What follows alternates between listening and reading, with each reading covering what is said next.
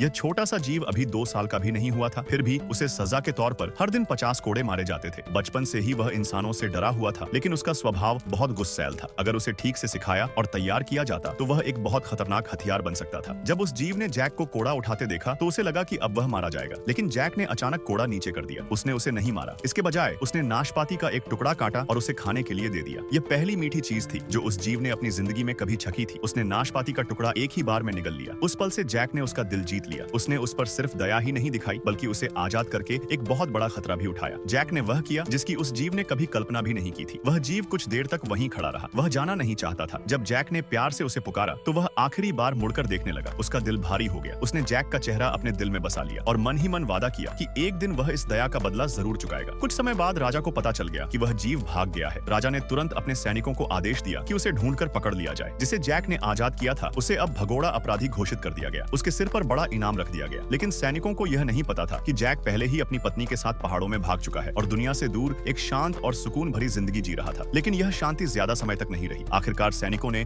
उन्हें ढूंढ लिया और चारों ओर से घेर लिया। जैक का बिना लड़े हार मानने का कोई इरादा नहीं था। वह अपनी पत्नी का हाथ पकड़कर भागा, लेकिन वे एक ऊंची चट्टान तक पहुंच गए जहां आगे जाने का कोई रास्ता नहीं था। अपनी पत्नी को बचाने के लिए जैक ने उसे तेज बहती नदी में धक्का दे दिया। फिर वह मुड़ा और सैनिकों का सामना करने लगा। जैक एक ताकतवर योद्धा था और मार्शल आर्ट में माहिर था। उसने पूरी सेना का डटकर मुकाबला किया। खुले मैदान में भालों से बचना शुरू में उसके लिए मुश्किल नहीं था, लेकिन तभी सेना का जनरल आगे आया और उसने हमला कर दिया। जैक को एक खास तीर लगा और उसकी ताकत तेजी से कम होने लगी। आखिर में सैनिकों ने उसे पकड़ लिया। उन्होंने उसे एक ताबूत में बंद कर दिया। उनका इरादा था कि उसे महल ले जाकर मुखिया के सामने पेश किया जाए, वहीं उसके भविष्य का फैसला होना था।